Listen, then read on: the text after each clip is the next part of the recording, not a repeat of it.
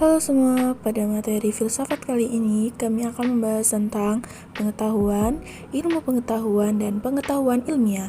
Sebelum lanjut ke video, perkenalkan dulu nama kelompok kami. Yang pertama, Cika Aditya Yanuardani, NIM 20108111024. Yang kedua, Herzal Anwar Pratama, NIM 20108111031. Kami dari Universitas Muhammadiyah Jember dari Fakultas Psikologi. Di sini saya akan menjelaskan mengenai pengertian pengetahuan, ilmu pengetahuan, dan pengetahuan ilmiah. Yang pertama adalah pengertian pengetahuan. Secara etimologi, pengetahuan berasal dari bahasa Inggris knowledge, sedangkan secara terminologi, Siti Ghazalba menjelaskan bahwa pengetahuan adalah apa yang diketahui atau hasil pekerjaan tahu. Pengetahuan adalah suatu istilah yang digunakan untuk mengatakan apabila seseorang mengenal tentang tersebut. Yang kedua adalah ilmu pengetahuan. Simanje memberikan definisi ilmu pengetahuan sebagai rangkaian konsep dan kerangka konseptual yang saling berkaitan dan telah berkembang sebagai hasil percobaan dan pengamatan yang bermanfaat untuk percobaan lebih lanjut. Yang terakhir adalah pengetahuan ilmiah. Pengetahuan ilmiah adalah segenap hasil pemahaman manusia yang diperoleh dengan menggunakan metode ilmiah. Pengetahuan ilmiah adalah ilmu yang diperoleh dan dikembangkan dengan mengolah atau memikirkan realitas yang berasal dari luar diri manusia secara alami, yakni dengan menerapkan metode ilmiah. Hakikat, banyak orang mengartikan pengetahuan dan ilmu pengetahuan itu sama. Hal tersebut memang tidak salah seluruhnya, namun perlu ditinjau berdasarkan kaidah keilmuan agar dapat memahami sesungguhnya. Sebagaimana analogi yang telah dipaparkan bahwa ilmu pengetahuan adalah tahapan atau bagian dari pengetahuan, sehingga dapat dipahami bahwa pengetahuan berbeda dengan ilmu pengetahuan. Lebih tepatnya, ilmu pengetahuan adalah tujuan dari bagian pengetahuan. Jenis-jenis pengetahuan.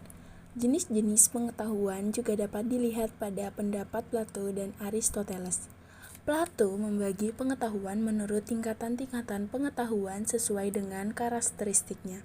Objeknya, pembagiannya adalah pengetahuan eikasia atau hayalan. Tingkatan yang paling rendah disebut pengetahuan eikasia, ialah pengetahuan yang objeknya berupa bayangan atau gambaran. Yang kedua, pengetahuan pistis, substansial. Satu tingkatan di atas eikasia adalah tingkatan pistis atau pengetahuan substansial. Pengetahuan ini adalah pengetahuan mengenai hal-hal yang tampak dalam dunia kenyataan atau hal-hal yang dapat diinderai secara langsung. Yang ketiga, pengetahuan dianoia atau matematik. Pengetahuan dalam tingkatan ketiga adalah pengetahuan dianoia. Plato menerangkan tingkatan pengetahuan ini ialah tingkat yang ada di dalamnya sesuatu yang tidak hanya terletak pada fakta atau objek yang tampak tetapi juga terletak pada bagaimana cara berpikirnya. Yang keempat, pengetahuan noesis atau filsafat. Pengetahuan tingkat tertinggi disebut noesis. Pengetahuan yang objeknya adalah ars ialah prinsip-prinsip utama yang mencakup epistemologik dan metafisik. Prinsip utama ini biasa disebut ide.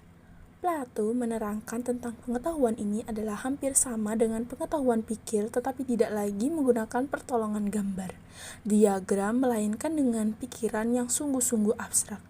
Tujuannya adalah untuk mencapai prinsip-prinsip utama yang isinya adalah hal-hal yang berupa kebaikan, kebenaran, dan keadilan. Aristoteles tidak membagi pengetahuan menurut tingkatannya, melainkan menurut jenisnya sesuai dengan fungsi dari pengetahuan itu. Pengetahuan yang umumnya merupakan kumpulan dinamakan rational knowledge yang dipisahkan dalam 3 jenis, yaitu pengetahuan produksi atau seni, pengetahuan praktis atau etika, ekonomi, dan politik, pengetahuan teoritik atau fisika, matematika, dan metafisika atau filsafat pertama. Objek ilmu pengetahuan. Ilmu pengetahuan adalah kumpulan pengetahuan, namun bukan sebaliknya. Kumpulan ilmu pengetahuan adalah pengetahuan.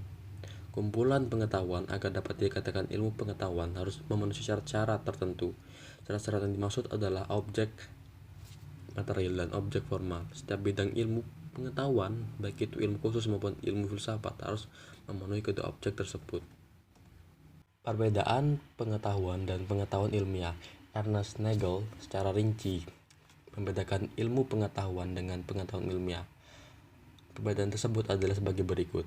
Yang pertama, dalam ilmu pengetahuan, informasi tentang suatu fakta jarang disertai penjelasan tentang mengapa dan bagaimana. Yang kedua, pengetahuan ilmiah menekankan pada ciri sistematik. Yang ketiga, pengetahuan ilmiah didasarkan pada pengetahuan-pengetahuan yang ada sebelumnya dan terikat satu sama lain.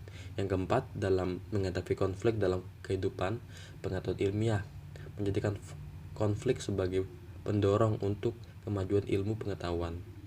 Yang kelima, kebenaran yang diakui oleh ilmu pengetahuan bersifat tetap, sedangkan kebenaran dalam pengetahuan ilmiah selalu diusik oleh pengujian kritis. Yang keenam, perbedaan selanjut terletak pada segi bahasa yang digunakan untuk memberikan penjelasan pengungkapan fakta. Yang terakhir, perbedaan yang mendasar terletak pada prosedur pengetahuan ilmiah didasarkan pada metode ilmiah. Hubungan ilmu pengetahuan dan pengetahuan ilmiah. Pengetahuan ilmiah berhubungan dengan ilmu pengetahuan, karena setiap pengetahuan ilmiah merupakan ilmu pengetahuan. Namun, tidak semua ilmu pengetahuan adalah pengetahuan ilmiah. Hal ini disebabkan karena adanya pengetahuan-pengetahuan yang tidak ilmiah, yaitu misalnya mitos. Pengetahuan ilmiah mempunyai 5 ciri pokok sebagai berikut. Yang pertama, empiris. Empiris adalah pengetahuan itu harus diperoleh berdasarkan pengamatan dan percobaan. Yang kedua, sistematis. Sistematis yaitu berbagai keterangan dan data yang tersusun sebagai kumpulan pengetahuan itu mempunyai hubungan ketergantungan dan teratur. Yang ketiga, objektif. Ilmu berarti pengetahuan itu bebas dari prasangka, perseorangan, ada kesukaan pribadi. Yang keempat, analisis. Pengetahuan ilmiah berusaha membedakan pokok soalnya ke dalam bagian-bagian yang terperinci untuk memahami sebagai sifat, hubungan, dan peranan dari bagian-bagian itu. Yang kelima adalah verifikasi. Dapat diperiksa kebenarannya oleh siapapun juga. Untuk menentukan kebenaran suatu pengetahuan, ada beberapa teori yang dapat dijadikan sebagai kriteria. Menurut Michelle Williams, terdapat 5 teori kebenaran, yaitu kebenaran koherensi. Sesuatu yang koheren dengan sesuatu yang lain berarti ada kesesuaian atau keharmonisan dengan sesuatu yang memiliki hierarki lebih tinggi. Hal ini dapat berupa skema, sistem, atau nilai. Yang kedua, kebenaran korespondensi. Berpikir benar korespondensi adalah berpikir tentang terbuktinya sesuatu itu relevan dengan sesuatu yang lain. Yang ketiga, kebenaran performatif. Ketika pemikiran manusia menyatukan segalanya dalam tampilan aktual dan menyatukan apapun yang ada di baliknya, baik yang praktis, yang teoretik, maupun yang filosofis. Yang keempat adalah kebenaran pragmatik. Perintis teori ini adalah Charles S. Bridge. Yang benar adalah yang konkret, yang individual, dan yang spesifik. Demikian James Dewey. Lebih lanjut menyatakan bahwa kebenaran merupakan korespondensi antar ide dengan fakta, dan artinya korespondensi menurut Dewey adalah kegunaan praktis. Yang terakhir, yang kelima, kebenaran proposisi. Sesuatu kebenaran dapat diperoleh bila proposisinya benar dalam logika Aristoteles. Proposisi benar adalah bila sesuai dengan persyaratan formal sesuatu proposisi.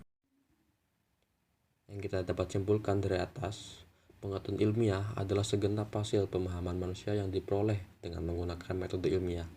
Pengetahuan ilmiah adalah pengetahuan yang sudah lebih sempurna karena mempunyai dan memenuhi syarat-syarat tertentu dengan cara berpikir yang khas, yaitu metodologi ilmiah. Dan sampai di situ, pengetahuan ilmiah berhubungan dengan ilmu pengetahuan. Setiap pengetahuan ilmiah merupakan ilmu pengetahuan, namun tidak semua ilmu pengetahuan adalah pengetahuan ilmiah. Hal ini disebabkan karena adanya pengetahuan yang tidak ilmiah, misalnya mitos.